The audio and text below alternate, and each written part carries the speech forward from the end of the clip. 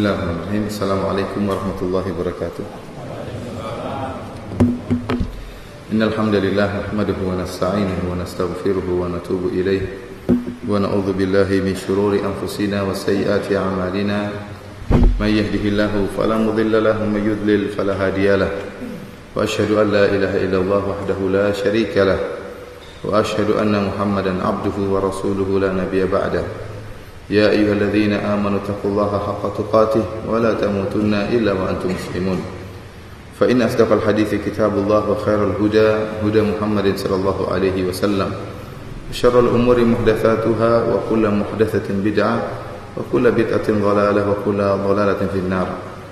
Para hadirin dan hadirat yang dirahmati oleh Allah Subhanahu wa taala, alhamdulillah pada pagi hari ini Allah Subhanahu wa taala masih memberikan kita kemudahan sehingga bisa melaksanakan salat subuh secara berjamaah, dan ini merupakan nikmat yang sangat indah yang banyak orang-orang yang meskipun diberi kesehatan, diberikan kemampuan, namun terhalangi dari nikmat yang sangat indah ini.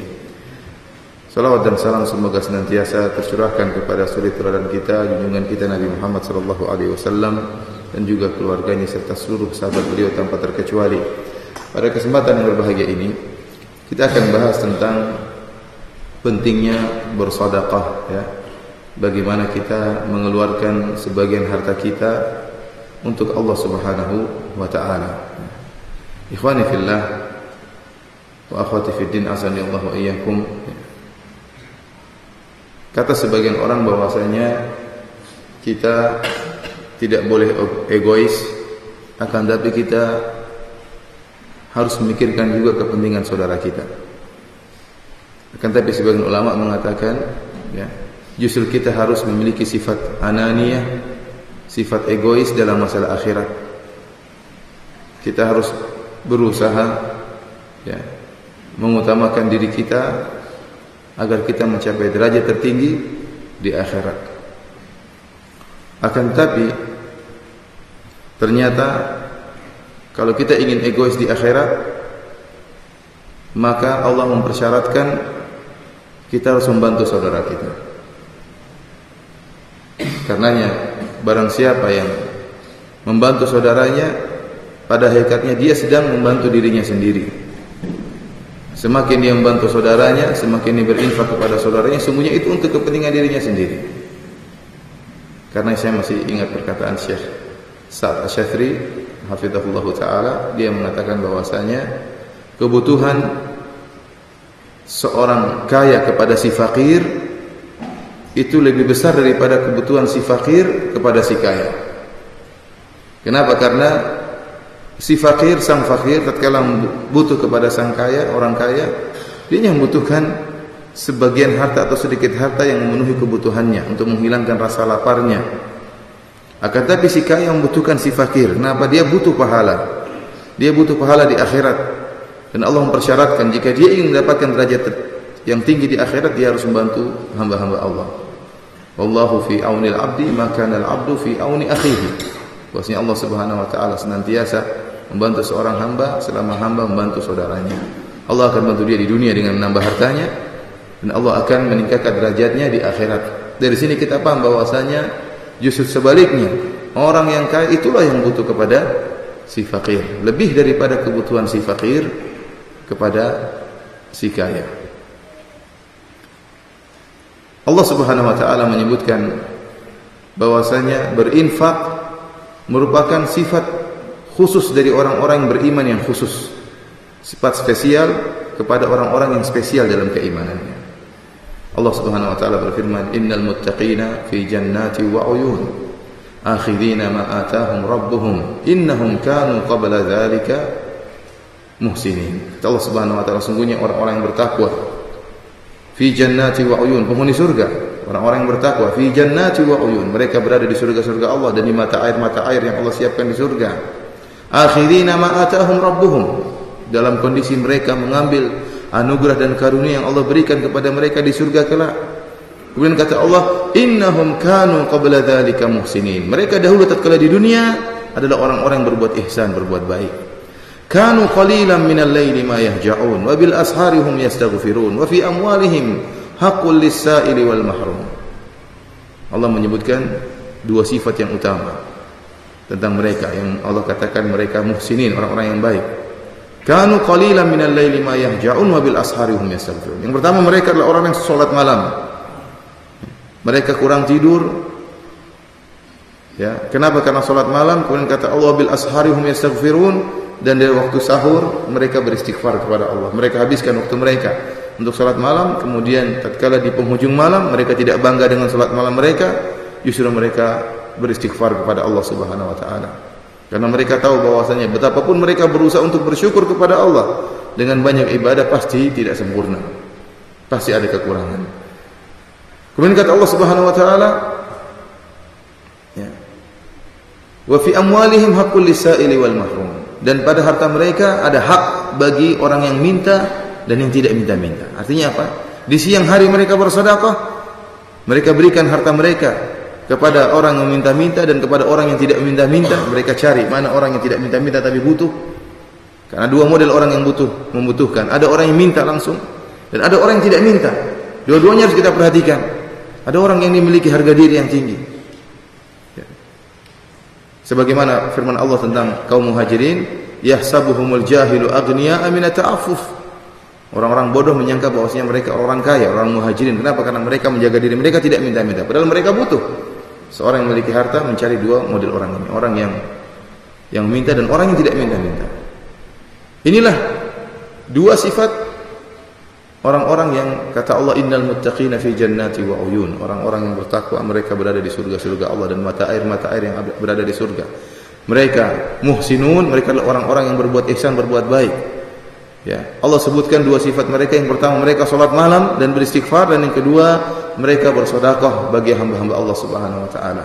Syekh Nasir Abdurrahman bin Nasir Sa'di rahimahullah dalam tafsirnya menyebutkan ihsan mereka dalam dua hal. Ihsan kepada Allah yaitu dengan beribadah sungguh-sungguh seakan-akan Allah melihat, seakan-akan mereka melihat Allah tatkala beribadah, ya, sehingga mereka salat malam, sehingga mereka beristighfar karena mereka yakin Allah Maha melihat apa yang mereka lakukan. Dan yang kedua, ihsan kepada hamba-hamba Allah dengan bersedekah. Karenanya Nabi sallallahu alaihi wasallam di awal dakwah beliau menyuruh memotivasi masyarakat untuk berbuat ihsan. Dalam hadis Abdullah bin Salam radhiyallahu taala anhu, dia mengatakan, "Awwalu kalamin sami'tuhu minan Nabi sallallahu alaihi wasallam." Perkataan yang pertama aku dengar dari Nabi sallallahu alaihi wasallam tatkala berdakwah di Madinah. Pertama, awwal kalamin sami'tuhu. Dakwah yang pertama kali saya dengar dari Nabi sallallahu alaihi wasallam, "Ya ayuhan nas, afshus salam wa at'imut ta'am wa silul arham wa sallu bil lail wan nasu niyam tadkhulul jannata bisalam." Ya, yang artinya wahai manusia, tebarkanlah salam, berilah makan kepada fakir miskin, sambunglah silaturahmi, dan salatlah malam kalian tatkala orang-orang dalam keadaan tidur, niscaya kalian akan masuk surga dengan penuh keselamatan. Lihat, dalam dakwah Nabi yang pertama, Nabi memfokuskan pada berbuat ihsan. Ihsan dalam beribadah dengan salat malam, dan ihsan kepada manusia yang lain dengan menebar salam, kemudian dengan menebar salam dengan beri makan dan menyambung silaturahmi. Karena ikhwani fillah azanillahu wa iyyakum, bersedekah, berbuat baik kepada orang lain, berinfak kepada orang lain merupakan perkara yang sangat mulia. Karenanya Nabi sallallahu alaihi wasallam bersabda, "La hasada illa fi itsnatain." Tidak ada hasad kecuali kepada dua orang. Rajulun atahu Allahu malan fahuwa yusallituhu ala halakatihi fil haqq. Yang pertama, orang yang Allah berikan kepada dia harta, kemudian dia gunakan harta tersebut, dia habiskan fil haqq, dalam rangka jalan-jalan kebenaran, dalam rangka untuk berdakwah, dalam rangka untuk bangun masjid, dalam rangka untuk bangun pondok misalnya, dalam rangka untuk fakir miskin, untuk anak yatim, diberikan kepada para janda yang membutuhkan bantuan, ya. Yang kedua, rajulun atahullahul hikmah. Orang yang diberikan hikmah, diberikan ilmu, fahuwa yaqdi biha wa yu'allimuha, dan dia berhukum dengan hikmah tersebut, dengan ilmu tersebut, wa yu'allimuha, dan dia mengajarkan ilmu tersebut. Ini dua orang yang kata Nabi SAW tidak ada hasad kecuali kepada dua orang ini. Karena memang dua orang ini berhak untuk kita hasadi. Orang yang berilmu dan orang yang berharta. Dan kita tahu bahwasanya dakwah tidak bisa berjalan dengan baik kecuali jika telah terpenuhi dua komponen ini, komponen ilmu dan komponen dakwah. Dakwah butuh seorang dai dan juga butuh donatur. Dua-dua ini adalah yang berhak untuk dihasadi. Orang hasad kepada dia, ingin agar bisa seperti mereka berdua ini. Karenanya dengan hikmah Allah Subhanahu wa taala, Allah menjadikan Nabi sallallahu alaihi wasallam di awal dakwahnya, Nabi sallallahu alaihi wasallam menikah dengan Khadijah radhiyallahu taala anha. Yang Khadijah kemudian menyumbangkan seluruh hartanya untuk dakwah Nabi sallallahu alaihi wasallam. Dan Nabi sallallahu alaihi wasallam senantiasa mengingatkan hal ini. Kata Nabi sallallahu alaihi wasallam, "Wa wasatni bimaliha." Khadijah membantu saya dengan hartanya.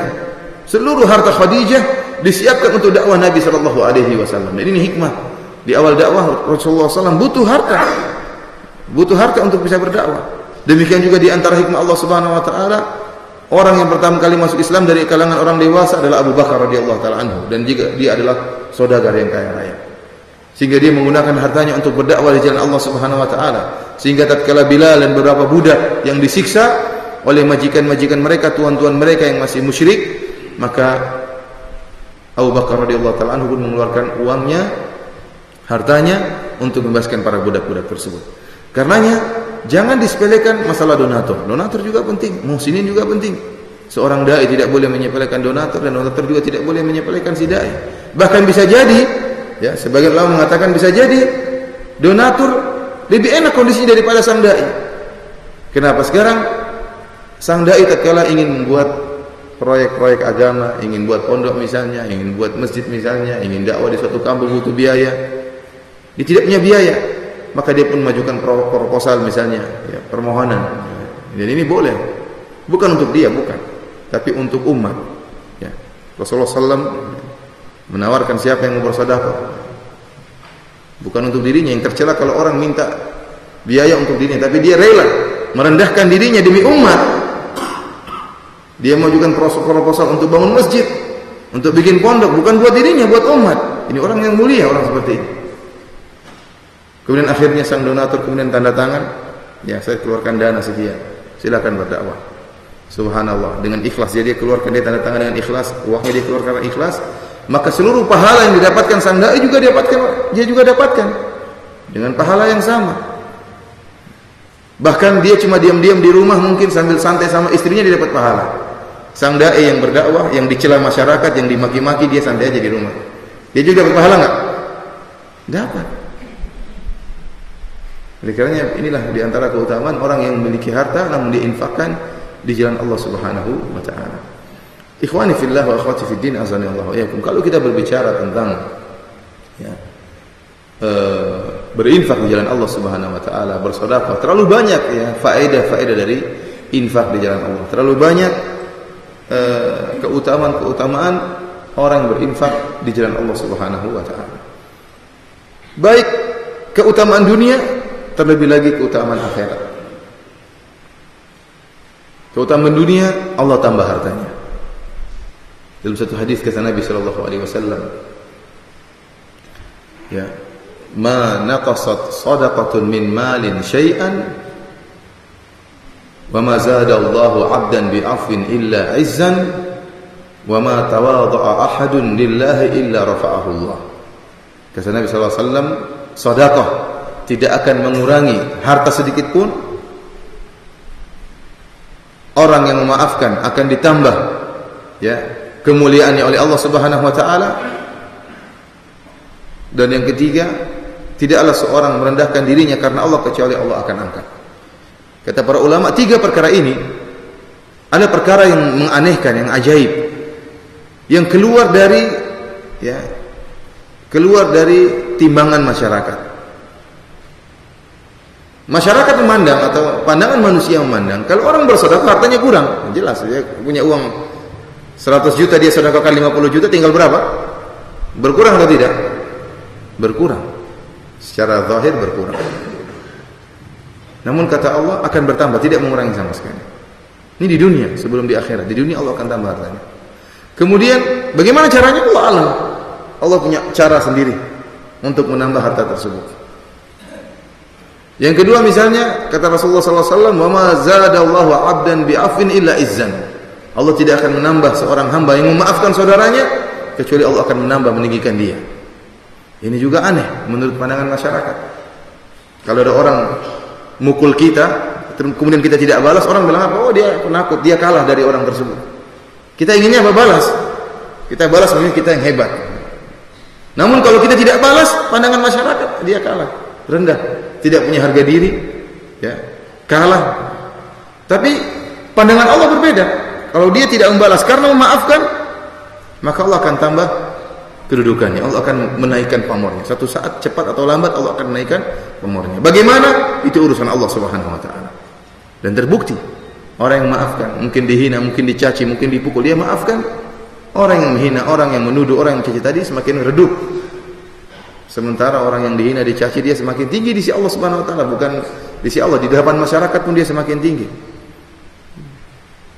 Dan ini terbukti. Bagaimana caranya Allah alam, itu urusan Allah Subhanahu wa taala. Yang ketiga kata Nabi sallallahu alaihi wasallam, "Wa ma tawadha ahadun lillahi illa rafa'ahu Allah." Tidaklah seorang bersikap tawadhu, merendah diri karena Allah Subhanahu wa taala. Dia lemah lembut, merendah dirinya, tidak angkuh di hadapan masyarakat karena Allah Subhanahu wa taala, kecuali Allah akan mengangkat derajatnya. Orang yang melihat menurut pandangan masyarakat, orang ini kenapa rendah? Mungkin dihina dia diam saja, mungkin dia disuruh-suruh padahal dia seorang ustadz misalnya, disuruh kamu tolong saya, dia jalan saja. Ketemu dengan anak kecil mungkin dia salami, dia ajak ngobrol. Karena sebagian orang, saya tidak mau ngobrol sama orang miskin. Kenapa? Merendahkan derajat saya. Masih ketemu anak kecil, masa saya yang salami duluan? Merendahkan derajat saya. Sehingga harus orang yang dulu salami dia baru dia beri salam misalnya. Ada keangkuhan dia. Orang yang tadi maksudnya low profile, dia mudah sekali bergaul sama orang lain. Kelihatannya orang lain itu orang rendahan. Tetapi Allah akan mengangkat derajatnya jika dia tawadhu karena Allah Subhanahu wa taala, karena Allah Subhanahu wa taala. Ikhwani fillah azanillahu wa iyyakum. Tiga perkara ini yang tadi telah kita sebutkan, menurut pandangan manusia mengurangi. Orang yang mengalah mengurangi derajatnya, orang yang tawadhu merendahkan dirinya, orang yang bersedekah mengurangi hartanya. Tetapi dalam pandangan Allah berbeda. Kata Allah Subhanahu wa taala, kata Nabi sallallahu alaihi wasallam, "Ma naqasat shadaqatun min malin syai'a." Sedekah tidak mengurangi harta sama sekali. Dan ini terbukti. Kita dapati ya, orang-orang yang bersedekah Allah tambah hartanya. Allah tambah hartanya. Dan ini terbukti. Kenyataannya ada. Seberapa dia berikan, Allah beri lebih daripada itu. Dan terlalu banyak ayat dan hadis yang menunjukkan akan hal ini.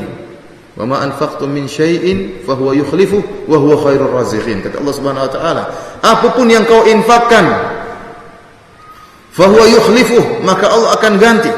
Wa huwa khairur raziqin, dan dia adalah sebaik-baik pemberi rezeki. Allah berikan penekanan 3 kali dalam ayat ini, penekanan. Wa ma anfaqtum min syai'in, apapun yang kau infakkan. Ini penekanan pertama. Jangan kau ragu-ragu, apapun, berapapun kau infakkan, sedikit atau banyak, fahuwa yukhlifu, Allah akan ganti. Allah akan ganti, Allah tekankan, fahuwa yukhlifu, Allah akan ganti. Kemudian Allah tutup dengan ayatnya, wa huwa khairur raziqin. Bagaimana tidak Allah mengganti sementara rezeki di tangan Allah Subhanahu wa taala. Wa huwa khairur raziqin, adalah sebaik-baik pemberi rezeki. Ya. Rasulullah SAW juga menyebutkan bahwasanya tidak ada suatu hari ya, kecuali para hamba, wa malakani yanzilan, di setiap pagi ada 2 malaikat yang turun. Wa yaqulu ahaduhuma, maka yang satu berkata, Allahumma a'ti munfikan khalafan, wa yaqulu al-akhar, Allahumma a'ti mumsikan talafan. Maka salah satu dari malaikat berdoa, ya Allah, berikanlah ganti kepada orang yang berinfak. Yang satunya mengatakan, ya Allah, rusakkanlah ya, harta orang yang tidak berinfak. Terlalu banyak dalil yang menunjukkan bahwasanya orang yang bersedekah pasti akan diganti oleh Allah dan bahkan ditambahkan hartanya oleh Allah Subhanahu wa taala. Sudah terbukti. Dan terlalu banyak saya dengar cerita seperti itu, dan terlalu banyak kisah-kisah yang langsung saya bertemu dengan pemiliknya menceritakan bagaimana kita bersedekah kemudian Allah tambah rezeki kita mengeluarkan sekian, Allah tambah berlipat-lipat ganda. Terkadang Allah ganti dalam waktu sekejap, tidak lama. Tidak lama. Saya pernah ketemu seorang, termasuk terakhir cerita yang saya dengar, ada seorang ikhwan yang dia sholat di masjid, dia baru beli sendal baru. Kemudian ternyata pas dia mau keluar dari masjid dari sholat jamaah, ada jamaah yang sendalnya hilang.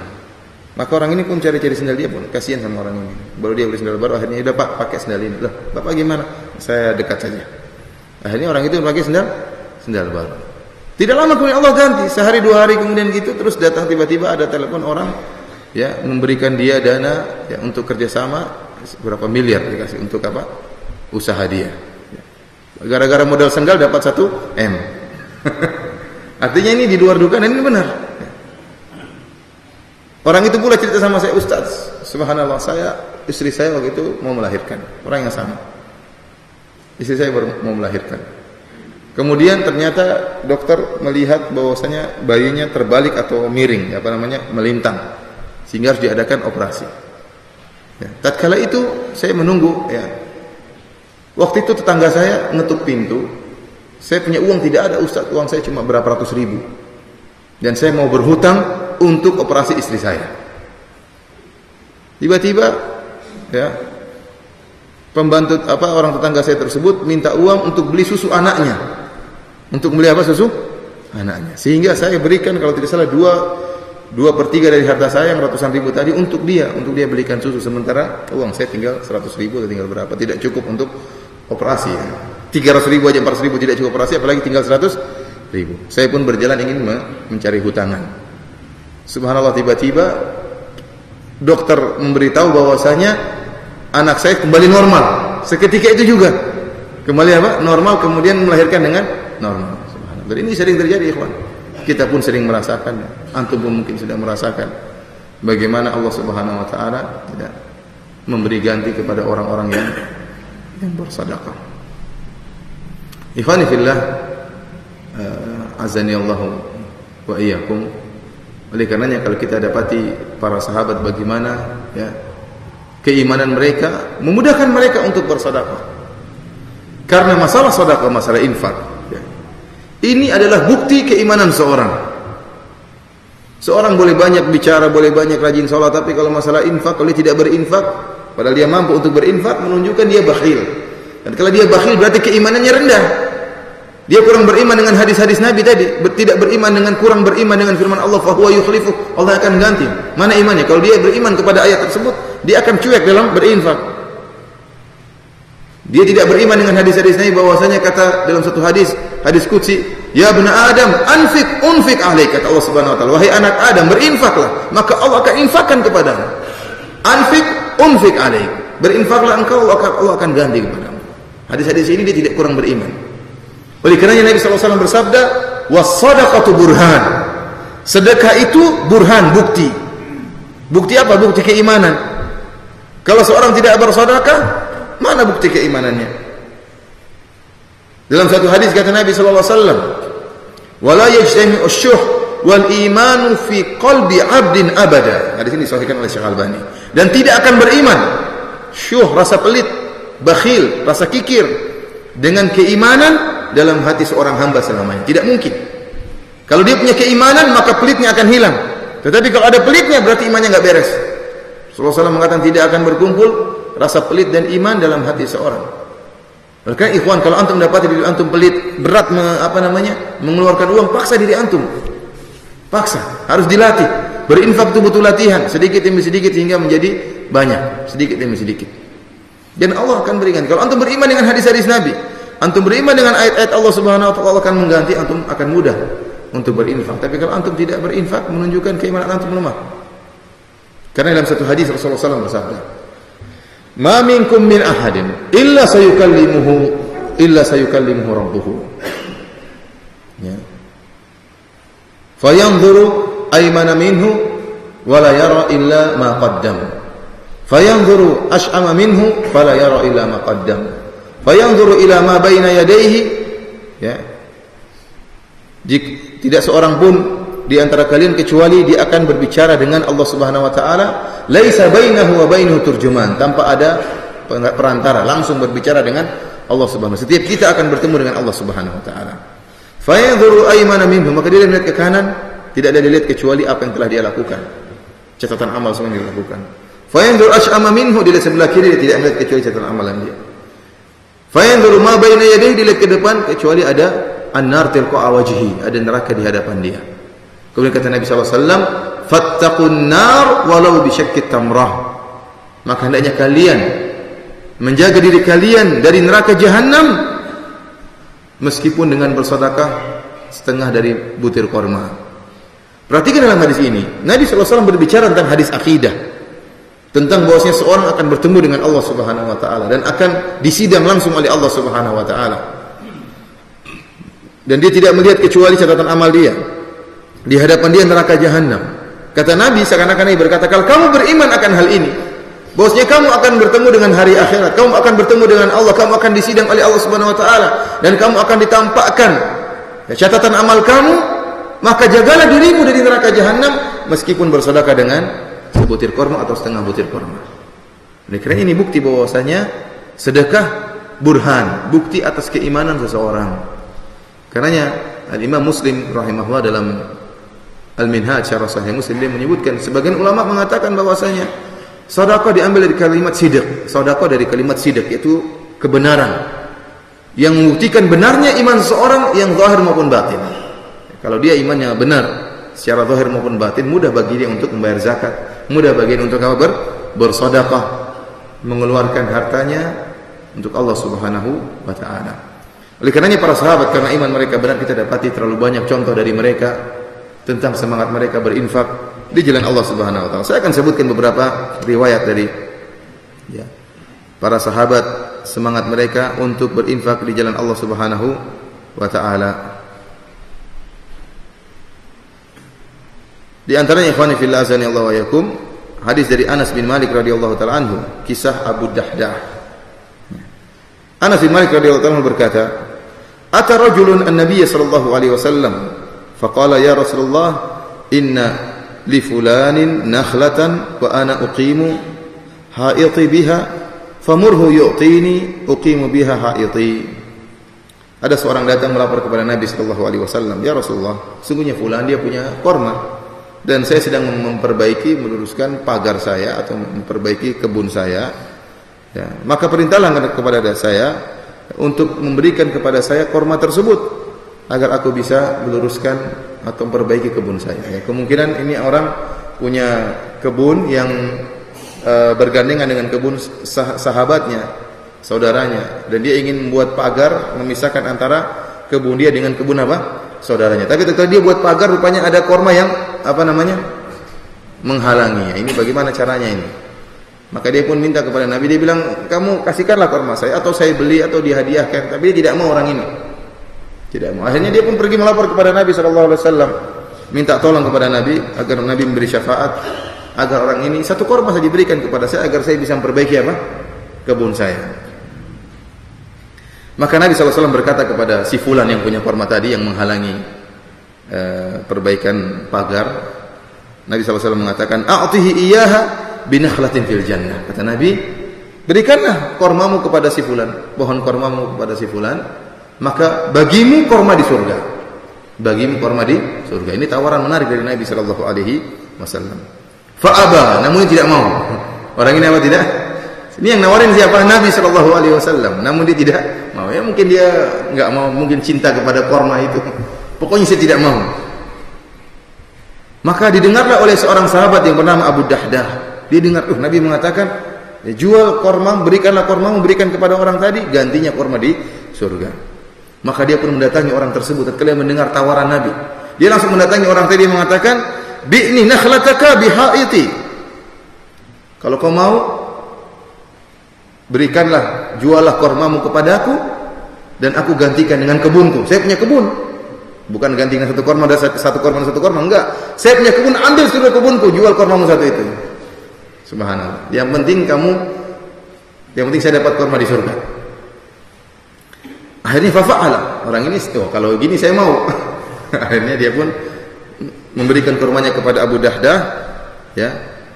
Kemudian Abu Dahdah pun mendatangi Rasulullah SAW dan mengatakan, "Ya Rasulullah, inni qad ibta'tu an-nakhlata bihaiti wa qad a'taitukaha faj'alha lahu." Wahai Rasulullah, saya sudah beli korma dari si fulan itu, ya.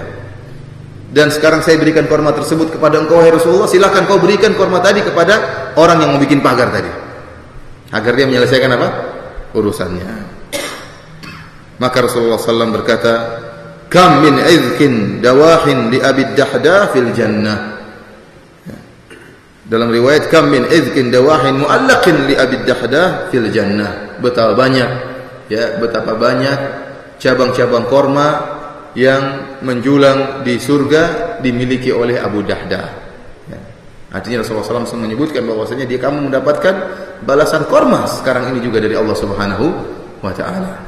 Oleh karenanya para ulama tatkala membahas tentang masalah surga, Mereka mengatakan surga sudah ada, tetapi ya ada perubahan-perubahan di surga. Barang siapa yang berzikir dengan demikian, Allah akan tanamkan bagi dia korma di surga. Allah akan berikan bagi dia tumbuhan di surga.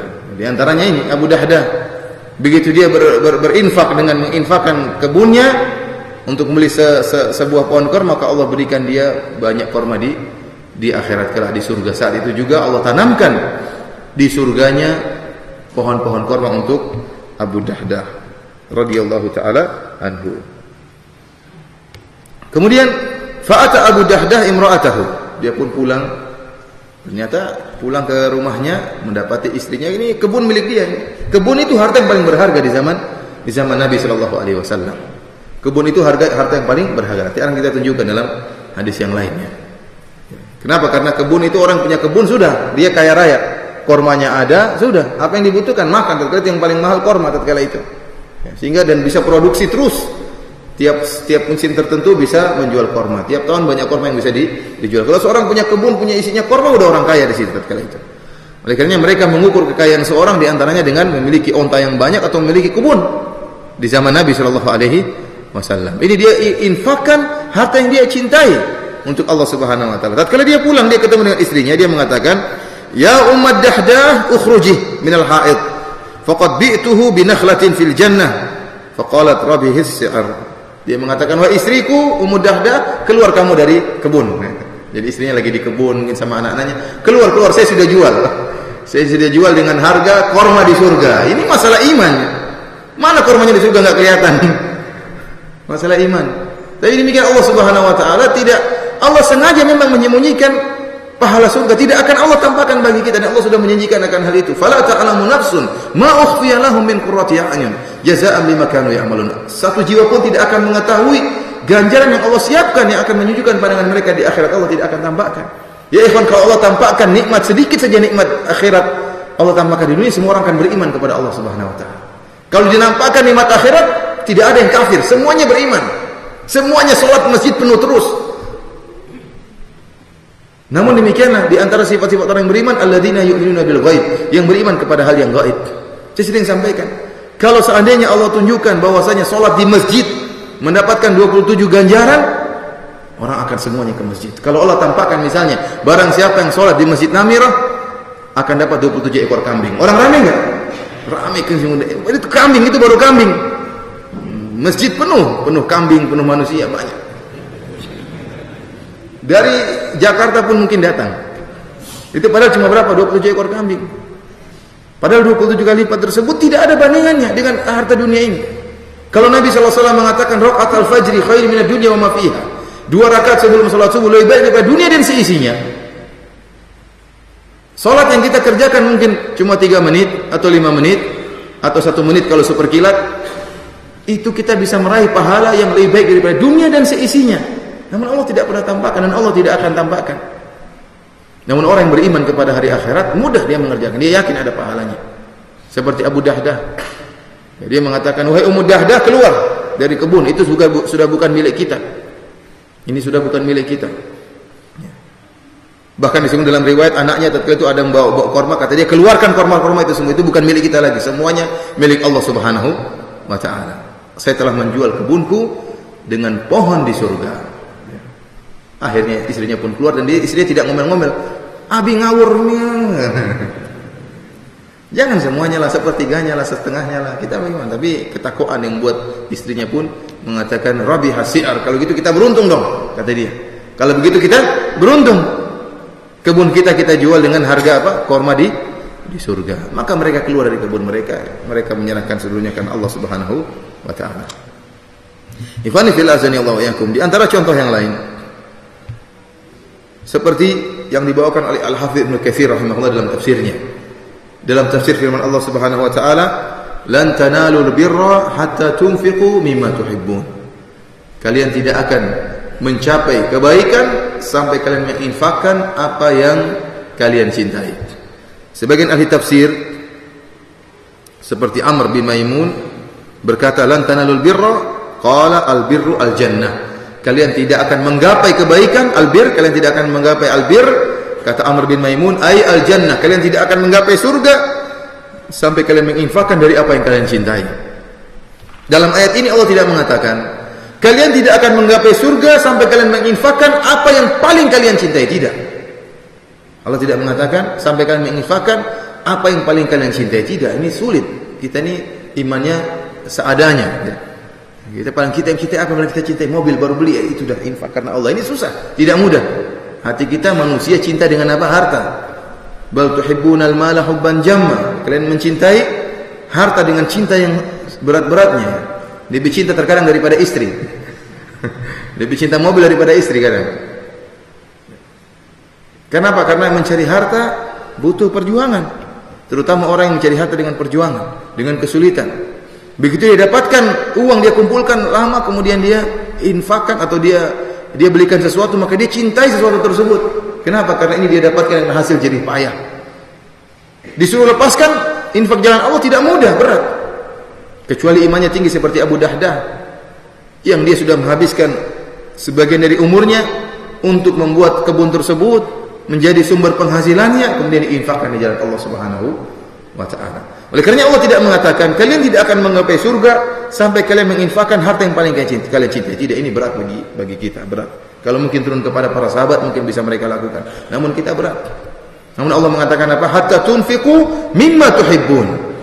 Sampai kalian menginfakkan dari apa yang kalian cintai. Ada harta-harta yang kita cintai, kita pilih di antara yang kita cintai tersebut, kita infakkan. Ini baru namanya sedekah yang benar. Meskipun tidak salah kita bersedekahkan barang yang tidak kita perlukan. Kita punya baju, ini baju sudah bekas tapi masih bagus, kita kasih orang lain. Ini ya, ini nggak apa-apa ya, nggak apa. Cuma bagaimana gitu ya. Terus misalnya ada barang-barang yang sudah tidak pakai kita kasih orang, ini sedekah bagus, tetapi bukan tingkatan yang paling mulia. Tingkatan yang mulia kalau kita menginfakkan dari harta yang kita cintai. Di sini, tatkala seorang mengorbankan karena Allah Subhanahu wa taala, menjual harta dunianya karena Allah Subhanahu wa taala, akan berikan keimanan, manisnya iman dalam hatinya. Tatkala turun ayat ini, kalian tidak akan menggapai surga sampai kalian menginfakkan apa yang kalian cintai. Ya. Maka ayat ini didengar oleh Abu Talha. Dari Anas bin Malik radhiyallahu taala anhu, dia berkata, "Kana Abu Talha aktsar ansari bil Madinati malan." Abu Talha adalah salah seorang dari kaum Ansar yang paling banyak hartanya, termasuk orang yang paling banyak hartanya. Wa kana ahabbu amwalihi ilaihi Bayruha. Dan harta yang paling dia cintai adalah kebun korma. Saya katakan tadi bahwasanya kebun korma dahulu di zaman Nabi merupakan ukuran kekayaan. Orang yang punya kebun paling banyak, sampai sekarang pun orang kaya, ya. Sampai sekarang orang punya kebun korma juga kaya raya. Bagaimana tidak antum bayangkan? Korma ajwa sekarang berapa, 1 kilo berapa real? 70 real, 80 real, 1 kilo sedikit. Padahal kalau antum punya 1 korma entah berapa puluh kilo antum bisa dapatkan dari 1 pohon korma. Kalau punya pohon korma ribuan bak, ribuan pohon, ya kaya raya jelas. Sampai sekarang orang yang punya kebun korma juga kaya raya. Sampai sekarang. Ya.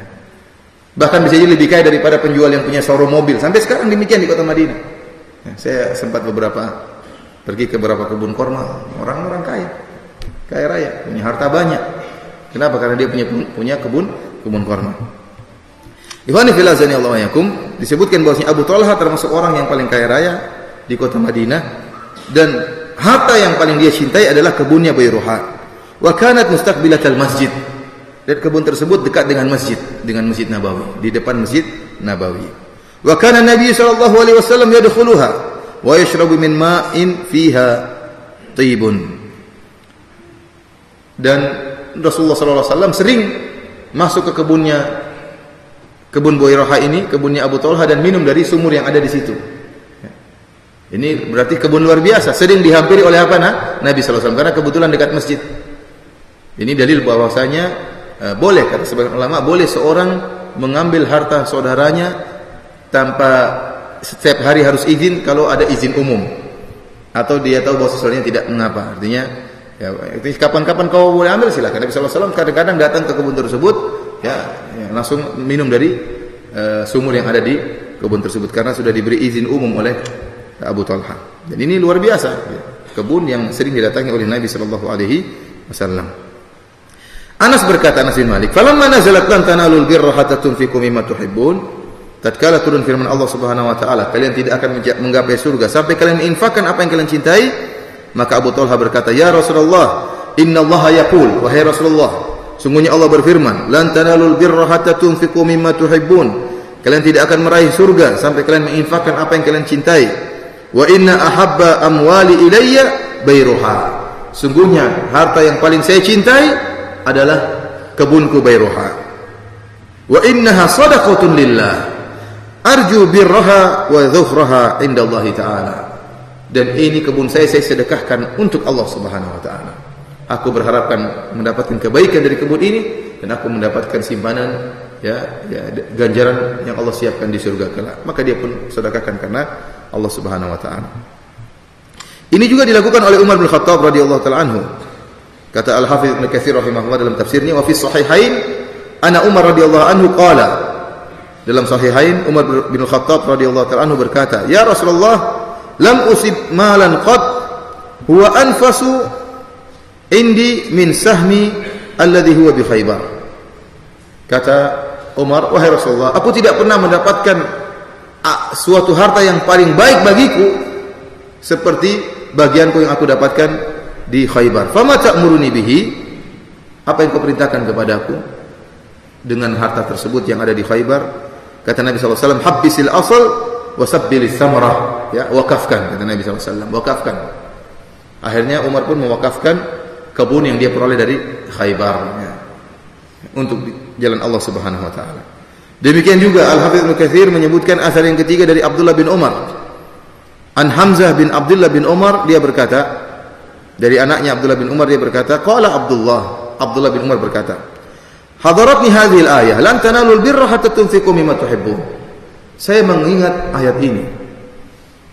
Tidaklah kalian akan menggapai surga sampai kalian menginfakkan apa yang kalian cintai. Fadzakartu ma a'tani Allah, maka aku pun ingat-ingat apa sih harta yang aku miliki, kekayaan apa sih yang aku miliki yang sangat aku cintai.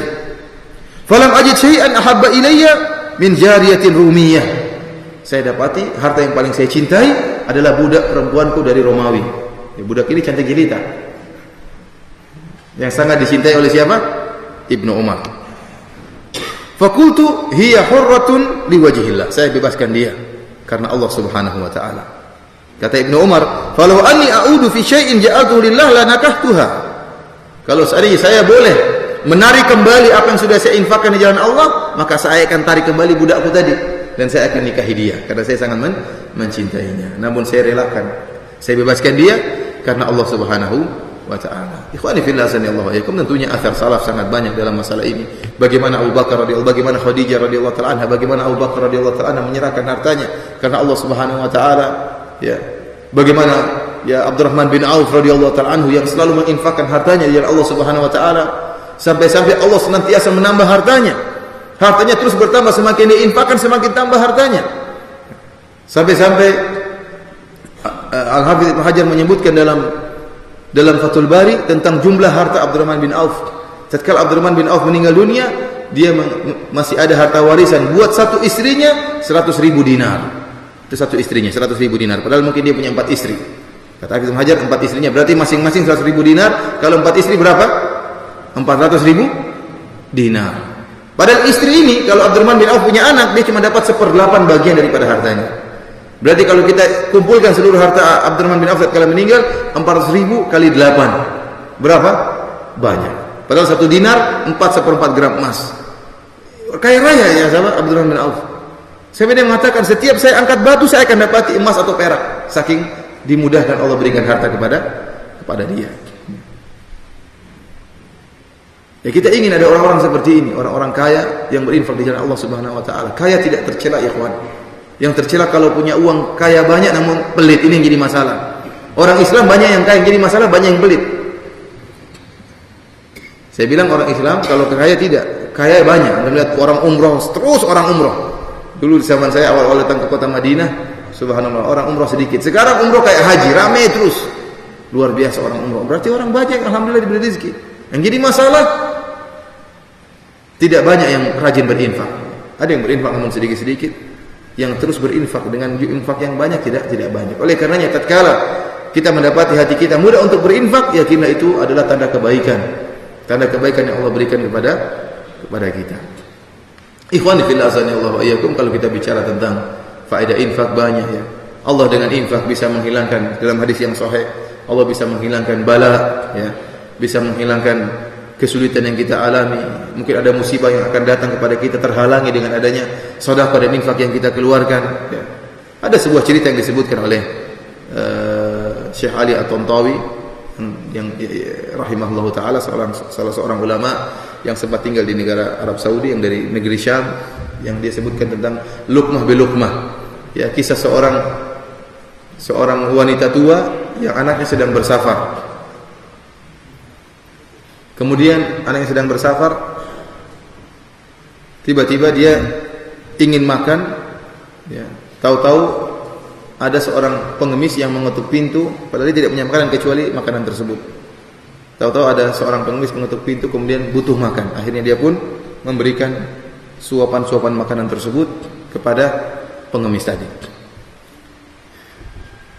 Tiba-tiba tidak lama kemudian, entah beberapa hari, entah beberapa minggu, datanglah anaknya dari safar, bertemu dengan ibunya. Kemudian dia cerita, "Ibu, saya mendapati hal yang aneh tatkala saya sedang bersafar.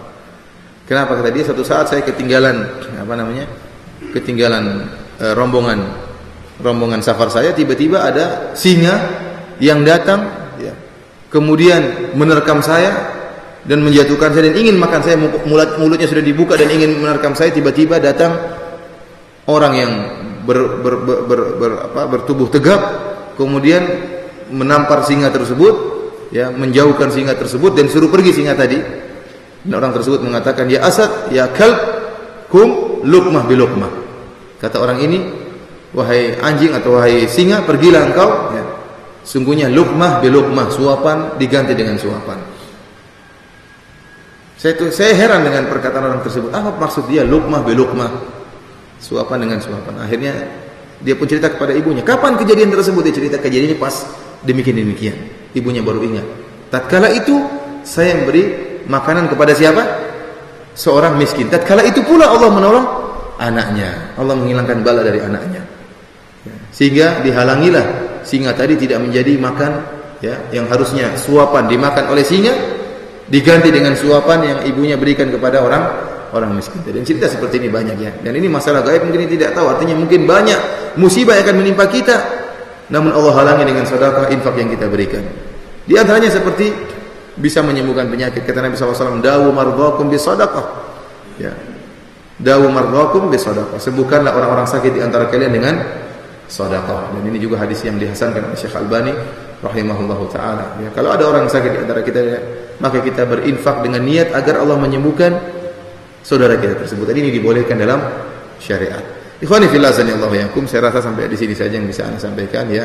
Ini hanya sekedar teori yang saya sampaikan. Yang perlu adalah pembuktian dari iman kita. Hendaknya kita bertakwa kepada Allah dan menginfakkan sebagian harta kita untuk di jalan Allah Subhanahu wa taala. Apa yang kita infakkan, itulah yang tersisa buat kita. Ya. Kita mengumpulkan harta sebanyak-banyaknya, toh tatkala kita meninggal dunia tidak ada satu rupiah pun yang akan kita bawa. Allah Subhanahu wa taala akan mengeluarkan kita dari kuburan dalam keadaan, ya, hufatan, auratan, gurlan, buhma, dalam keadaan telanjang bulat, dalam keadaan tidak memakai alas kaki, dalam keadaan belum disunat, dan dalam keadaan tidak membawa apapun, sepeser harta pun tidak kita bawa. Rasulullah SAW membacakan firman-Nya, "Kama bada'na awwala khalqin nu'idu," sebagaimana kami mulai penciptaan, kami akan mengulanginya. Sebagaimana antum keluar dari perut ibu antum dalam keadaan telanjang, tidak memakai alas kaki, belum disunat dan tidak membawa apa-apa, demikian pula antum dikeluarkan dari kuburan nanti dalam keadaan demikian. Yauma la yanfa'u malun wala banun, hari di mana tidak bermanfaat harta dan anak-anak, tidak ada yang bisa menolong antum kecuali amalan soleh antum. Harta yang antum kumpulkan tidak akan bermanfaat bagi antum kecuali yang antum infakkan. Oleh karenanya tatkala Nabi SAW menyuruh seekor kambing untuk disembelih, kemudian Nabi SAW menyuruh untuk Aisyah membagi-bagikan kambing-kambing tersebut, daging kambing tersebut, maka Rasulullah SAW bertanya, "Ma baqiya minha?" Masih adakah sisa dari kambing tersebut yang belum dibagi? Kata Aisyah, "Ma baqiya minha illa katifaha." Lam yabqa minha illa katifaha. Tidak ada yang tersisa wahai Nabi SAW dari kambing ini kecuali pundak kambing yang belum saya bagikan. Kata Nabi SAW, "Baqiya kulluha illa katifaha." Sungguhnya yang tersisa seluruhnya, malah sebaliknya. Rasulullah SAW mengajarkan kepada Aisyah. Aisyah menyangka tidak ada yang tersisa, semuanya sudah dibagikan kepada fakir miskin kecuali sisa pundak kambing. Nabi mengatakan sebaliknya, justru seluruhnya tersisa, yang tidak tersisa justru pundak kambing. Karena itu yang belum disedekahkan. Seluruh yang disedekahkan itulah yang akan tersisa di akhirat kelak. Ya.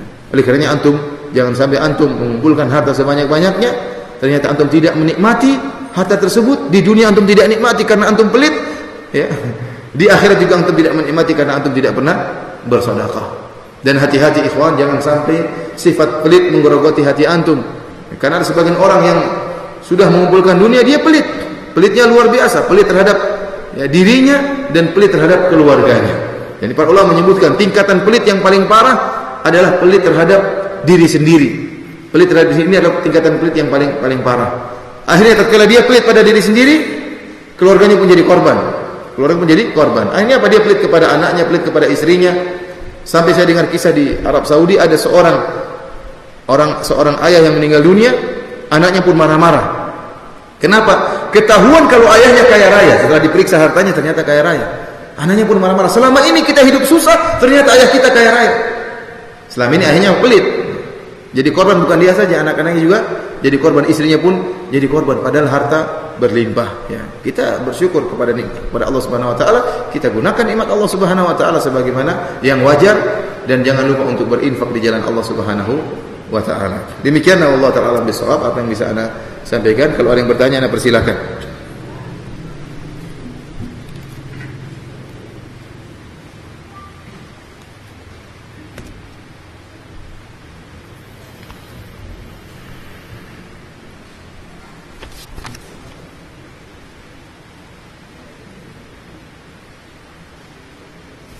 Ada pertanyaan, saya mengenal sunnah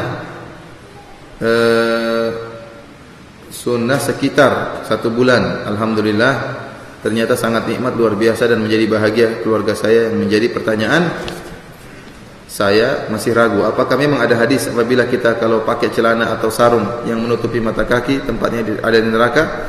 Tolong Ustaz nasihatnya. Benar, hadis itu dalam Sahih Bukhari. Ya. Ma asfala minal ka'bain fa finnar. Kata Nabi sallallahu alaihi wasallam, apa yang berada di bawah mata kaki maka tempatnya di neraka jahanam. Ya, dan ini wajar. Terkadang ada ancaman, bukan berarti orangnya pasti masuk neraka, enggak. Tetapi ini ancaman bahwasanya hal itu merupakan dosa. Sebagaimana Nabi sallallahu alaihi wasallam tatkala melihat sebagian sahabat yang berwudu, kemudian tatkala mereka berwudu, ya karena mungkin buru-buru sehingga tumitnya tidak kena air.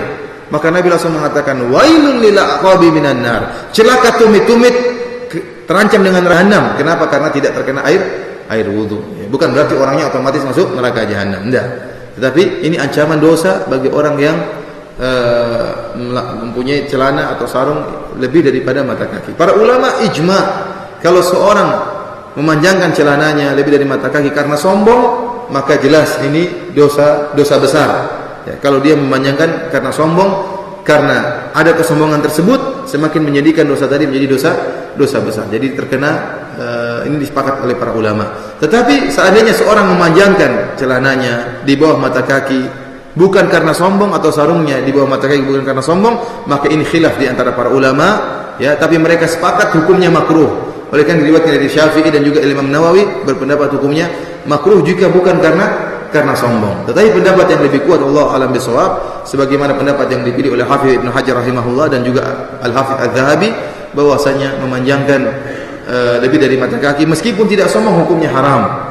Hukumnya haram karena bisa mengantarkan kepada kesombongan dan juga mubazir, dan juga bisa mengotori orang jalan kemudian mungkin terkena kotoran, dan banyak illah sebab yang disebutkan oleh para ulama. Oleh karena kita pendekkan celana kita untuk tawadhu karena Allah Subhanahu wa taala, ya, untuk menjalankan sunnah Nabi sallallahu alaihi wasallam. Di antara dalil yang menunjukkan bahwasanya hal tersebut terlarang secara mutlak, ya, bahwasanya memanjangkan celana atau sarung di bawah mata kaki haram secara mutlak. Buktinya Nabi sallallahu alaihi wasallam menyuruh para sahabat. Rasulullah SAW menegur sebagian sahabat seperti Ibnu Umar dan yang lainnya. Rasulullah mengatakan, angkat sarungmu, angkat sarungmu. Ya. Izarul mukmin, kata Nabi, sarungnya seorang mukmin di sini. Rasulullah SAW kasih tahu, di atas mata kaki. Tekan Rasulullah SAW menyuruh mengangkat. Rasulullah SAW tidak mengatakan, tidak bertanya, kamu sombong enggak makainya? Kalau enggak sombong enggak apa-apa. Kalau sombong angkat, enggak. Dan masalah kesombongan masalah hati. Rasulullah SAW tidak tahu isi hati manusia. Rasulullah SAW tidak mengetahui isi hati manusia. Oleh karena Rasulullah SAW mengatakan, inilah umar bitanqibi qulubin nas. Aku tidak diperintahkan untuk membuka hati manusia. Kita hukum dengan yang zahir. Ya. Oleh karena Nabi SAW mengatakan, kalau ada 2 orang bersengketa di hadapan saya, bisa jadi yang satu lebih pintar berhujjah, maka saya bela dia. Rasulullah mengatakan demikian. Dan juga Rasulullah SAW tidak mengetahui isi hati manusia. Dan Allah sebutkan dalam Al-Quran, di antara orang-orang munafik, la ta'lamuhum. Ada orang munafik yang Rasulullah tidak mengetahui siapa mereka. Allah mengetahui siapa mereka. Ya. Karena Nabi SAW tidak mengetahui isi hati manusia. Oleh karenanya tatkala Rasulullah SAW mengatakan Ibnu Umar, angkat celanamu, angkat sarungmu. Kalau ternyata yang diharamkan cuma karena sombong, seakan-akan Rasulullah mengatakan, wahai Ibnu Umar, kamu sombong, kalau gitu angkat. Tetapi ternyata tidak, Rasulullah SAW tidak membeda-bedakan satu dengan yang lain. Ini menunjukkan bahwasanya ya masalah haramnya celana di bawah mata kaki itu baik sombong maupun tidak sombong tidak diperbolehkan. Hanya saja kalau sombong lebih parah. Kalau sombong lebih parah. Alhamdulillah mudah, tinggal diangkat sedikit. Yang penting jangan sampai di bawah mata kaki. Pas mata kaki pun masih tidak apa-apa. Jangan sampai di bawah mata kaki. Kalau malu-malu sedikit-sedikit, tanya sedikit-sedikit. Mata kaki dulu, nanti lama-lama dikit lagi. Tapi jangan kebablasan terlalu tinggi, tidak. Ya, menarik perhatian tidak. Naik dikit-dikit, akhirnya di atas mata kaki tidak jadi masalah ya. Ya. Nah, namanya demikianlah sunnah Nabi SAW. Meskipun antum diejek misalnya, ya, dikatakan petani, ya, dikatakan sampai ada istilah sawah, Salafi Wahabi. Mereka istilah kenapa? Sawah. Artinya apa? Karena dianggap petani, kayak petani apa atau pelaut di Hawaii katanya. Kenapa? Celananya di atas mata kaki. Ini menghina kepada sunnah Nabi SAW. Biarkan orang menghina kita, yang penting mendapatkan pahala dari Allah Subhanahu wa taala. Dan insyaallah ya, jika kita menjalankan sunnah-sunnah Nabi, semakin banyak yang kita kerjakan, maka semakin banyak kenikmatan, kebahagiaan yang Allah berikan kepada kita. Ustaz, apakah dengan membiayai sekolah anak-anak saya dalam belajar di sekolah-sekolah Islam termasuk infak? Jelas, tidak diragukan ini merupakan infak. Ya, infak kepada keluarga. Ya, kata Rasulullah SAW bahwasanya wa huwa yahtasibuha. Tidaklah seorang menginfak kepada keluarganya wa huwa yahtasibuha, dengan syarat, ada syaratnya, wa huwa yahtasibuha kanat lahu sadaqah illa kanat lahu sadaqah. Dengan dia berharap dengan infak tersebut wajah Allah Subhanahu wa taala, maka itu merupakan sedekah baginya. Namun ingat, ini perbedaan antara orang beriman dengan orang yang tidak belajar, antara orang belajar dan orang yang tidak belajar. Orang yang belajar ngerti, dia bisa merubah dunianya semua bernilai akhirat kalau dia niatnya karena Allah Subhanahu wa taala. Karena Nabi SAW mengatakan, "La tunfiqu nafaqatan tabtaghi biha wajhallah illa ujirta 'alaiha hatta luqmata taj'alu fi imra'atik." Tidaklah engkau menginfakkan sesuatu pun kepada keluargamu kecuali engkau akan dapatkan pahala. Bahkan suapan yang kau suapkan ke mulut istrimu juga mendapatkan pahala. Dengan syarat, kata Nabi, tabtaghi biha wajh Allah. Engkau mengharap wajah Allah Subhanahu wa taala. Jadi mudah kita tatkala ingin kerja, kita hadirkan. Saya kerja hari ini karena Allah memerintahkan saya untuk berinfak kepada anak istri saya. Maka seluruh keringat yang kita keluarkan bernilai pahala di sisi Allah Subhanahu wa taala. Di antaranya menyekolahkan anak-anak untuk di sekolah-sekolah Islam. Bagaimana hukum berinfak dengan harta hasil perdagangan dengan modal pinjaman dari bank? Ya. Segera lunasi pinjaman tersebut dan bertobat kepada Allah Subhanahu wa taala. Ya. Jangan ditunda-tunda pembayarannya. Kalau bisa, saya tahu ada sebagian orang, saya tahu di Jakarta, dia punya pinjam uang di bank, kemudian dia membangun usaha. Subhanallah, setelah dia ngaji, dia dengar bahwasanya meminjam di bank hukumnya riba, dan ini dosa besar ya. Dosa besar pinjam uang di bank. Dari Jabir bin Abdullah, la'ana Rasulullah sallallahu alaihi wasallam akila riba wa mukilahu wa syahidaihi wa katibahu wa qalahum sawa. Kata Jabir bin Abdullah, Rasulullah sallallahu alaihi wasallam melaknat pemakan riba, wa mukilahu, yang membuat dia makan, nasabahnya, pencatatnya, dan dua saksinya. Kata Nabi, hum sawa, semuanya sama dosanya. Semuanya sama dosanya. Antum jangan sangka, oh bank yang menzalimi saya, dia ngambil bunga banyak dari saya. Tidak, antum juga berdosa sama dengan dia. Karena antum bekerja sama sehingga terjadi riba. Kalau antum tidak pinjam, ya antum tidak bakal dimakan hartanya sama bank. Tatkala antum jadi nasabah, antum pinjam uang, ya, membuat dia bisa makan riba dari antum, antum juga dosanya sama dengan dia. Ya, dan ini merupakan dosa besar. Fa'zanu biharbin minallah, kata Allah Subhanahu wa taala, barang siapa makan riba, maka hendaknya dia mengumumkan perang dengan Allah Subhanahu wa taala. Dosa besar makan riba. Dan saya tahu ada seorang di Jakarta, salah seorang ikhwan, begitu dia tahu, dia baru ngaji dan dia tahu hukum minjam uang di bank dosa besar, maka dia pun menjual aset-asetnya untuk melunasi utang bank agar tidak semakin memakan riba. Alhamdulillah Allah berikan berkah, sekarang usahanya jalan ya. Oleh karena ikhwan, kalau antum sudah terlanjur pinjam uang di bank, segera lunasi agar antum tidak terus terikat dalam, ya, kalau bagaimana antum meninggal dunia dalam keadaan demikian, dalam kondisi praktek riba. Kita khawatirkan dosa yang besar dari Allah Subhanahu wa taala. Oleh karenanya segera lunasi dan berinfak di jalan Allah Subhanahu wa taala, insyaallah infaknya diterima oleh Allah Subhanahu wa taala. Segera bertobat dari Allah Subhanahu wa taala.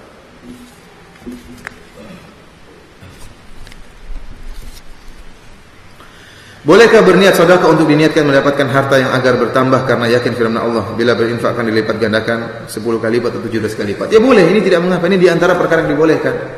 Ya. Tapi ingat, tidak boleh berinfak dengan niat dunia murni, tidak boleh.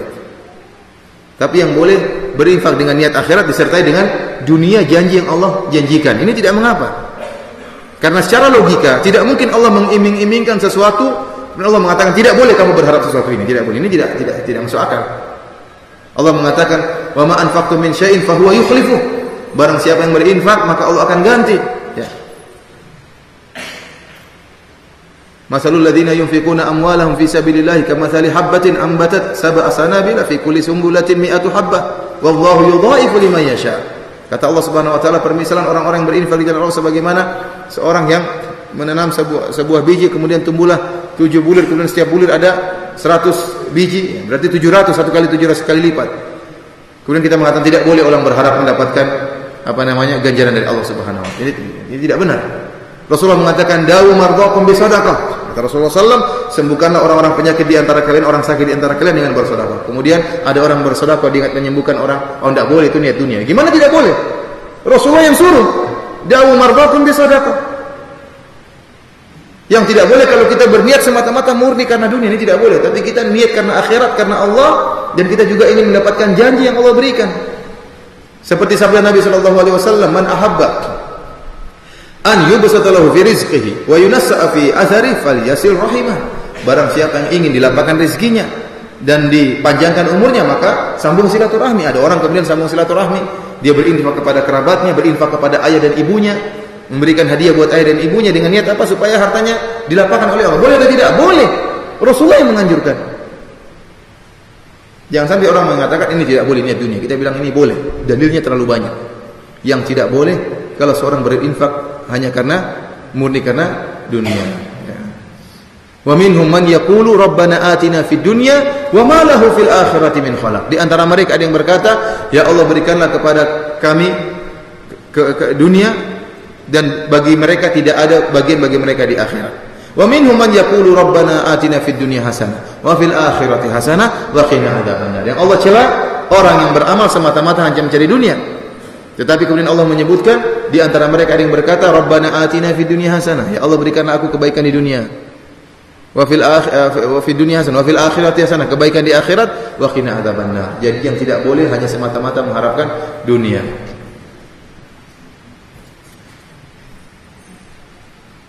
Ustaz, kalau rokok itu haram, kenapa Ustaz kok banyak kiai atau Ustaz yang banyak merokok? Apakah mereka tidak paham akan kebenaran? Haram apa enggak Ustaz rokok itu? Haram atau tidak? Haram jelas. Rasulullah SAW dalam satu kaidah fikih kubra yang disebut oleh para ulama, satu kaidah fikih, ada kaidah 5 kaidah besar dalam Islam. Kaidah fikih yang besar, di antaranya ad-dararu yuzal, bahwasanya namanya kemudaratan harus dihilangkan. Dalilnya Rasulullah SAW bersabda, la darar wa la dirar. Seorang tidak boleh memudaratkan dirinya dan tidak boleh memberikan kemudaratan kepada orang lain. Seorang tidak boleh memberikan kemudaratan kepada dirinya dan tidak boleh memberikan kemudaratan kepada orang lain. Dan ini dua-duanya terdapat dalam rokok. Seorang merokok memberi kemudaratan kepada dirinya dan memberi kemudaratan kepada orang lain. Antum tanya dokter mana saja, tahu bahwasanya rokok berbahaya. Saya tadi malam sempat di pondokan, saya sempat putar-putar televisi, lihat-lihat bagaimana kondisi dunia. Karena tidak ada televisi, boleh lihat.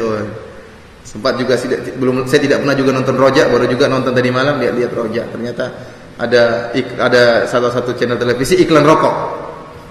Iklan rokok, tiba-tiba terakhirnya masih ada peringatan pemerintah, belum sempat dibaca sudah hilang. Benar, ada setelah terakhir itu ada peringatan pemerintah bahwasanya rokok gini, tapi belum sempat saya baca sudah hilang. Memang sengaja berarti kalau dibaca bagaimana iklannya laku, bertabrakan.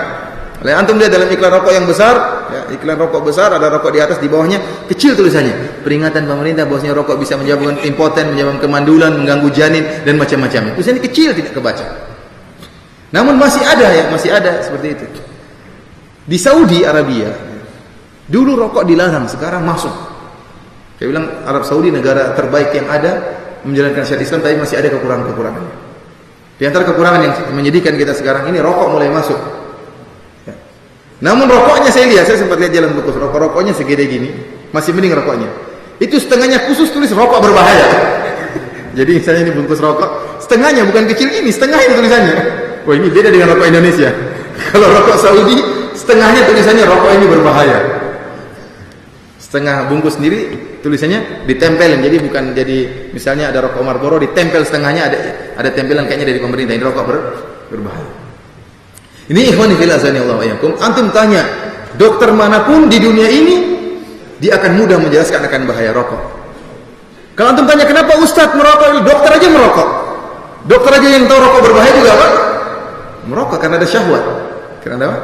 Memang benar dahulu kita lihat bagaimana para ulama, ada sebagian mereka dulu ada khilaf tentang masalah rokok. Ada yang berpendapat hukumnya makruh, ada yang mengatakan haram. Itu zaman dahulu sebelum diketemukan kemodernisasi dalam hal kedokteran. Sekarang semua orang tahu bahaya rokok. Rokok mengandung berapa racun, nikotin, macam-macam, banyak sekali. Oleh karena hampir sekarang tidak ada satu dokter pun yang mengatakan rokok tidak berbahaya. Cari satu dokter di dunia ini, meskipun orang fasik, meskipun orang kafir, tanya rokok bahaya enggak? Dia pasti bilang apa? Bahaya. Oleh karenanya rokok itu bahaya, ijma dokter. Seluruh dokter ijma bahwasanya rokok itu berbahaya. Dan Allah mengatakan fas'al bihi khabira, fas'alu ahla dzikri, bertanyalah kepada orang yang tahu. Kalau kamu tidak tahu masalah kesehatan, tanya kepada dokter tentang hukum tentang rokok. Rokok itu memberi kemudaratan kepada diri sendiri dan juga memberi kemudaratan kepada orang lain. Ini lebih bahaya lagi daripada antum merusak diri antum, ini tidak boleh. Apalagi merusak orang lain. Dan subhanallah, orang lain kalau kita merokok, kita cium, ada orang merokok, kita cium baunya, saya termasuk orang yang tidak kuat. Ya. Istri saya kalau ada merokok langsung pusing, anak saya pun demikian, memuntah kalau anak saya. Artinya, tapi dia santai-santai aja. Kadang kita tegur, mas, tolong mas rokoknya, antum yang jauh katanya. Subhanallah, itu terus jauh, ada anak kecil kata dia, antum yang sana. Sehingga kita katakan orang yang merokok dihilangkan rasa malunya, tidak punya malu. Dia santai-santai saja malu. Orang lain batu-batu samping dia cuek saja. Ya. Dia nggak mikir orang lain, dia tidak punya malu, hilang. Oleh karenanya beberapa 2 tahun lalu saya lihat iklan besar di Jakarta, luar biasa, beberapa posisi, beberapa tempat iklan plakat besar tulisannya dia senang sendiri, kita sakit rame-rame. Iklan untuk membantah rokok. Enggak tahu siapa yang bikin itu. Sekarang saya sudah nggak lihat lagi. Mungkin sudah dijatuhkan karena nggak bayar kali. Itu kan pajaknya besar itu, bikin apa? Iklan itu. Tulisannya subhanallah luar biasa. Iklannya dia senang sendirian, kita sakit rame-rame. Dia kaya sendirian, kita masuk rumah sakit rame-rame. Benar, perusahaan rokok kaya. Sementara orang yang lain sakit parah. Karena ikhwan fillah azanillahu, seorang yang merokok memudaratkan dirinya sendiri, memudaratkan orang lain. Oleh karena sering saya sampaikan bahwasanya seorang yang merokok tidak ada yang mengucapkan bismillah karena dia tahu yang haram. Dan sudah merokok dia tidak mengatakan alhamdulillah, enggak ada. Dia enggak enak sama malaikat. Masak bismillah. Paling bakar kemudian dia injak ya. Yang anehnya, ada sebagian kiai mengatakan rokok bagi saya wajib. Kok bisa wajib? Iya, saya kalau pengajiannya malam-malam, pengajian Sahih Bukhari, kalau saya tidak merokok otak saya nggak jalan. Makanya wajib bagi saya, ma la yatimul wajibu illa bihi fa huwa wajib. Tidak mungkin sempurna pengajaran Sahih Bukhari kecuali kalau saya bisa berpikir, dan tidak mungkin saya berpikir kecuali dengan merokok, maka merokok hukumnya wajib. Ini aneh seperti ini. Sama ada orang stres Pak Kiai, ada orang stres, dia pusing kecuali morfinis baru dia tenang. Berarti untuk menghilangkan stresnya dia harus apa? Morfinis hukumnya juga wajib kalau begitu. Heroin. Ya ente orang subhanallah. Kalau ente begitu, ya ente perbaiki diri ente bukan dengan merokok. Tahan merokok, nanti otakmu bisa kembali lagi beres. Kalau kematian itu ya enggak demikianlah, sakit setan buat demikian. Ikhwani fillah azanillahu, di antara keburukan merokok mengganggu orang salat. Rasulullah SAW mengatakan, "Man akala min hadhihi syajaratil khabithah fala yaqrabanna masjidana." Barang siapa yang makan dari pohon ini, yaitu pohon apa namanya, thum, bawang putih, ya, makan bawang putih, maka jangan dekati masjid kami, kata Nabi SAW. Kenapa? Fa innal malaikata tata'adza bima yata'adza bihi banu Adam. Sungguhnya malaikat terganggu dengan apa yang mengganggu anak Adam. Tatkala dia makan bawang kemudian enggak sikat gigi, mulutnya bau, dia amin, maka hawanya keluar semeter ke kanan, semeter ke kiri. Orang terganggu. Orang tadinya khusyuk nangis-nangis karena dengar imam, tahu-tahu buyar. Khusyuknya buyar.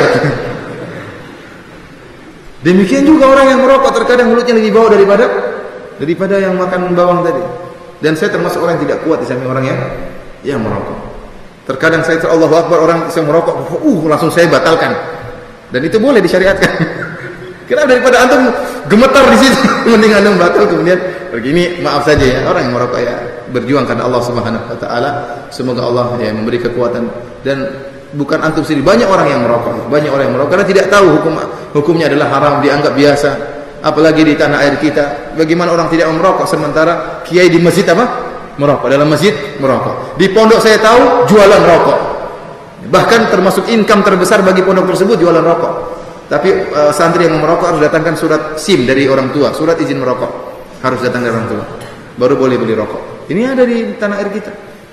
Ada wajar kalau kemudian apa namanya rokok di mana-mana, tapi kita beriman kepada Allah Subhanahu Wa Taala. Rasulullah mengatakan la dharar wa la dhirar, tidak boleh memberi kemudaratan kepada diri sendiri, apalagi memberi kemudaratan kepada orang lain.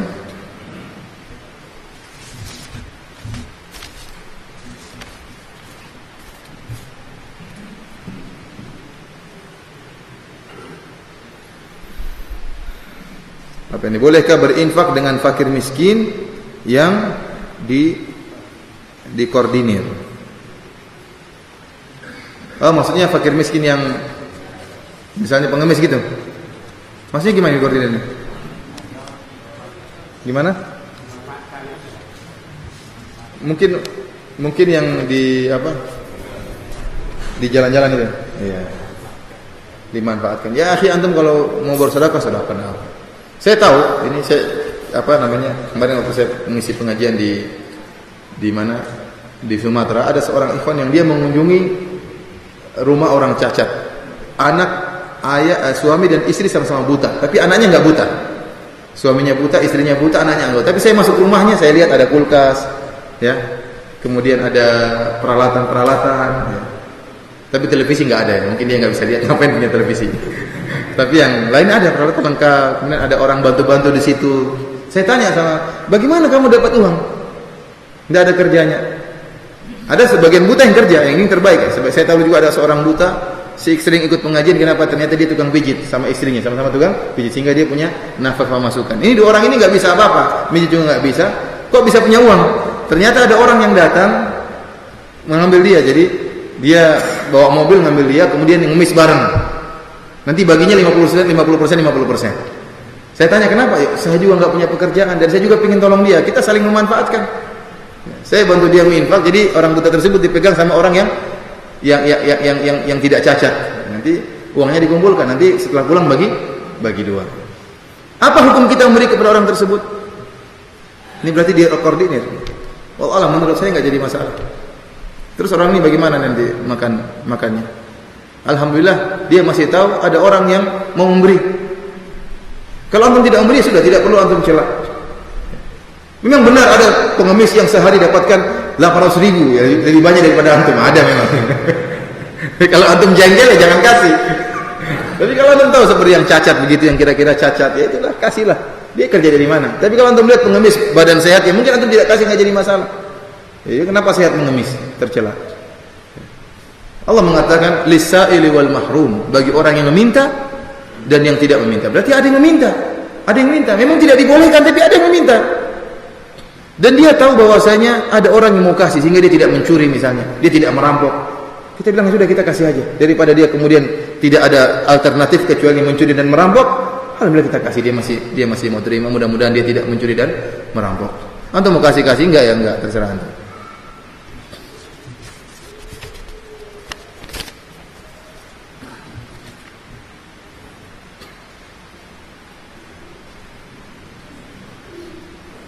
Ustaz, saya ingin sekali belajar sunnah, namun ada saja halangan hati yang mencari-cari alasan untuk menunda karena urusan dunia. Apakah ini godaan syaitan ataukah termasuk cinta dunia dan apa hukumnya? Artinya kita tetap harus belajar bagaimanapun ya, tatkala kita bekerja. Saya tidak menyuruh antum untuk ngaji pagi sampai sore, tidak ya. Kalau ada pengajian minimal ya, minimal seminggu sekali harus hadir. Jangan sampai antum terputus. Hati ini butuh penyegaran. Kita ini iman sangat lemah. Kita harus senantiasa menyirami hati kita dengan baca Quran tiap hari, jangan ditinggalkan. Meskipun antum kerja dimanapun, di kantor, sempatkan waktu setiap hari ada lembaran-lembaran antum baca, harus itu untuk menjaga keimanan kita. Kemudian dengan pengajian banyak manfaatnya. Antum mendengar pengajian, bertemu dengan orang-orang soleh sehingga antum tahu ada orang yang mengingatkan antum. Beda kalau antum sendirian, lupa, akhirnya antum bablas terkadang. Oleh karenanya kalau antum ternyata kesibukan sangat sibuk, minimal sesekali dalam seminggu jangan ditinggalkan. Atau paling tidak mungkin di radio antum dengar pengajian atau antum bawa CD. Pokoknya jangan sampai antum terlepas dari menuntut ilmu. Harus ada menuntut ilmu. Jangan sampai berhari-hari lewat tanpa ada ilmu yang antum dengar. Karena sekarang zamannya bukan seperti zaman dahulu. Sekarang ujian sangat banyak. Dunia terus mengajak kita. Terkadang kita sudah kejar-kejar dunia, tidak dapat juga dunia tersebut. Sudah tahu tidak dapat, semakin mengejar. Karena penasaran. Didapatkan juga semakin mengejar pula, karena tidak pernah puas orang dengan dunia. Dunia itu sangat, dan sangat, kata Rasulullah SAW, dunia hulwatun khadirah, manis dan hijau. Dirasakan manis, dipandang juga manis. Antum lihat ada orang punya mobil, masya Allah, antum manis sekali mandangnya, apalagi antum merasakan naiknya luar biasa. Oleh karena ikhwan fillah, dunia tidak akan pernah habis, maka antum harus bagi waktu, sisihkan waktu untuk Allah Subhanahu wa taala. Saya tidak menyuruh antum dari pagi sampai ini, enggak, ada waktulah. Masa tidak ada waktu sama sekali baca Quran meskipun 15 menit? Pasti ada waktu. Sisihkan waktu untuk beribadah kepada Allah Subhanahu wa taala.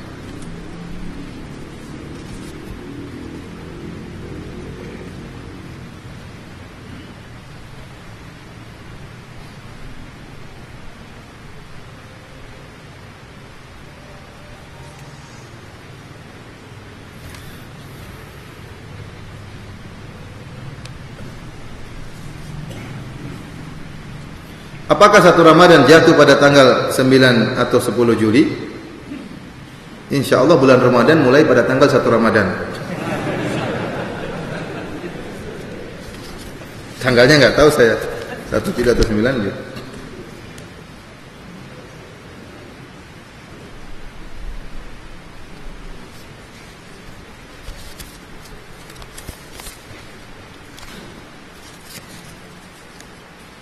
Sudah habis. Ini pertanyaan-pertanyaan kemarin perlu dijawab.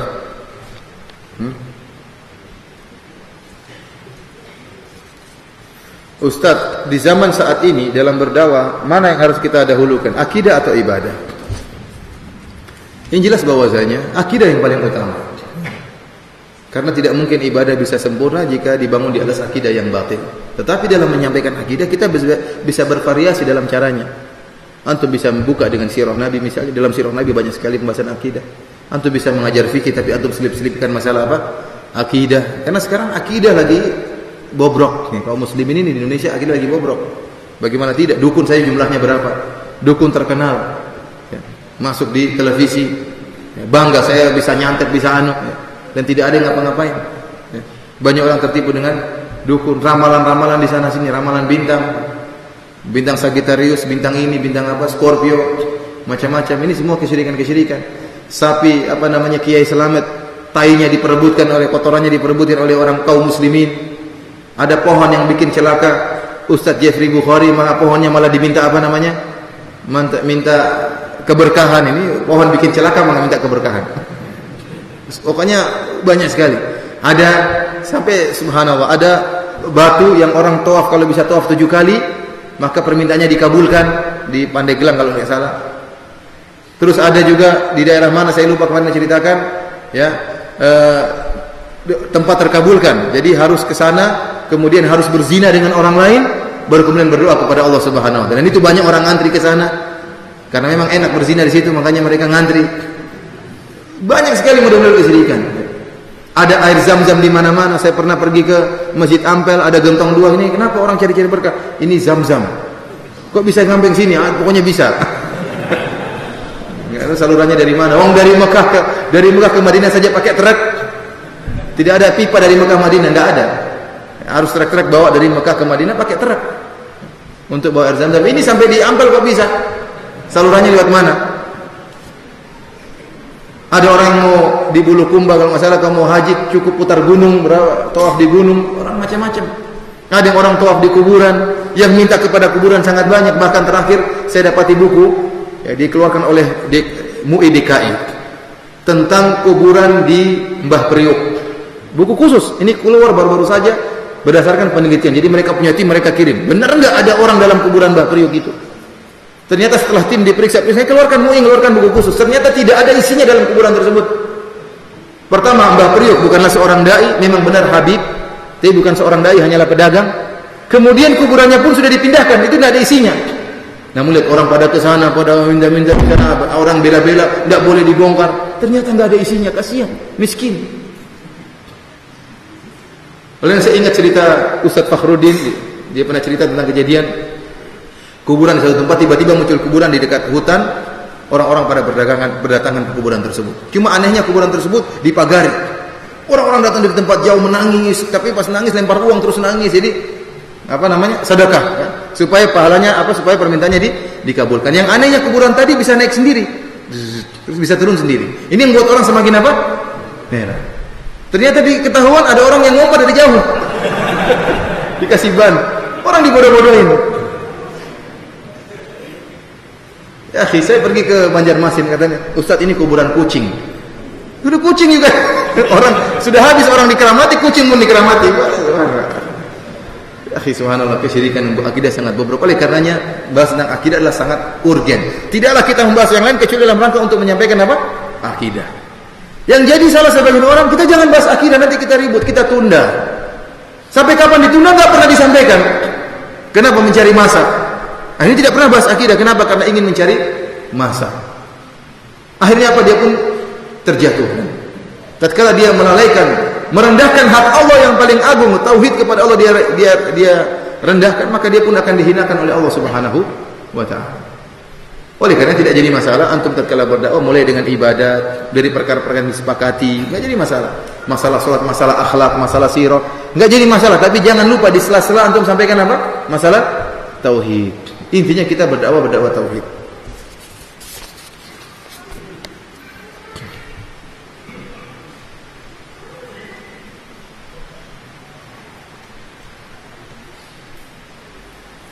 Ustaz, ada seorang ahlul bid'ah yang alhamdulillah dapat hidayah, namun masih belum berilmu yang mencukupi dalam berdakwah, namun dia tinggal di lingkungan ahlul bid'ah. Dulunya dia imam salat jamaah, namun sekarang menjadi jamaah dan meninggalkan mereka ke masjid yang lebih mendekati sunnah.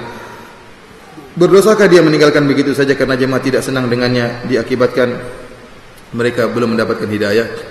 Saya rasa kalau dia tinggalkan malah ini menimbulkan kemudaratan. Meskipun dia tidak senang tetap aja bersama mereka, senyum kepada mereka, bersikap baik kepada mereka. Ya, ini harus tetap dilakukan. Ya, karena mereka tidak tahu, bahwa sunnah itu indah. Mereka tidak tahu. Lihatlah bagaimana Nabi SAW tatkala menceritakan seorang Nabi yang kemudian fa'admauhu, dilempar oleh kaumnya sehingga berdarah, kemudian fahuwa yamsahud dam, dia pun mengusap darah dari wajahnya, dia berkata, Allahumma ighfir li qaumi fa innahum la ya'lamun. Ya Allah, ampunilah kaumku, sungguhnya mereka tidak mengerti. Kebanyakan orang tidak mengenal sunnah. Kita pun di antara kita ada dulu benci sama sunnah, benci, namun dapat hidayah karena akan tahu, setelah tahu indahnya sunnah kemudian bersemangat. Dulu kenapa kita benci? Karena kita tidak tahu, terlalu banyak dusta yang disebarkan. Dikatakan Wahabi mengkafirkan kaum muslimin, dikatakan Wahabi menyatakan barang siapa mengadakan maulid masuk neraka jahanam. Ini dusta-dusta besar-besaran. Terus dikatakan bahwasanya tidak boleh bersolawat kepada Nabi.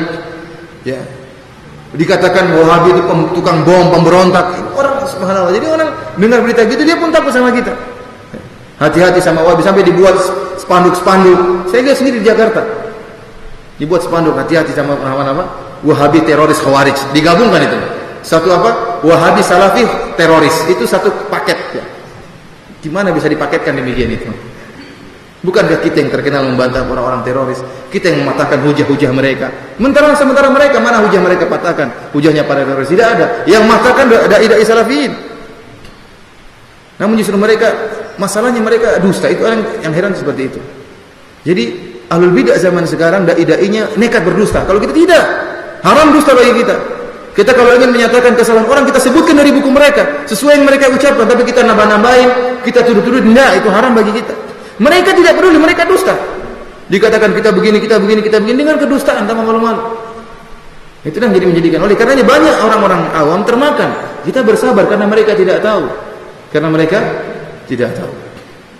Oleh karena ikhwani fil azani walakum, saya rasa sikap yang dilakukan ini kurang tepat. Tetap aja sholat di hadapan mereka, tetap bergaul dengan mereka, dakwah mereka sedikit demi sedikit. Kalau mereka meninggalkan itu di luar kemampuan kita, tapi kita jangan meninggalkan mereka. Terus salam, silaturahmi ke rumahnya, ya, dan bersabar.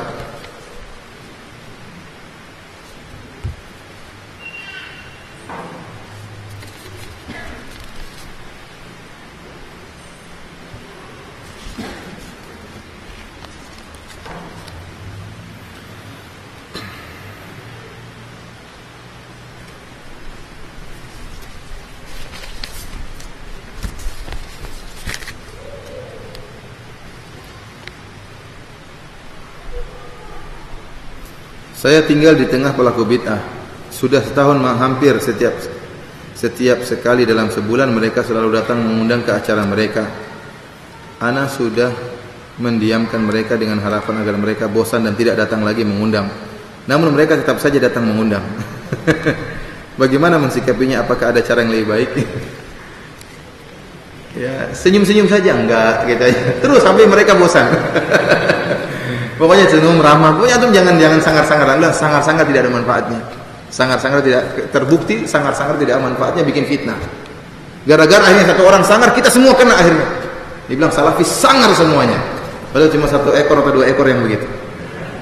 Oleh karenanya antum tetap menjaga, antum sabar demi dakwah, bukan demi antum juga dan juga demi dakwah salafiyah. Kita juga demi dakwah salafiyah sebagaimana perkataan Ibnu Taimiyah, arhamun nasi bil khalq, orang yang paling rahmat dengan apa? Sesamanya. Tunjukkan bahwasanya rahmat kita terhadap orang-orang yang tidak sepaham dengan kita.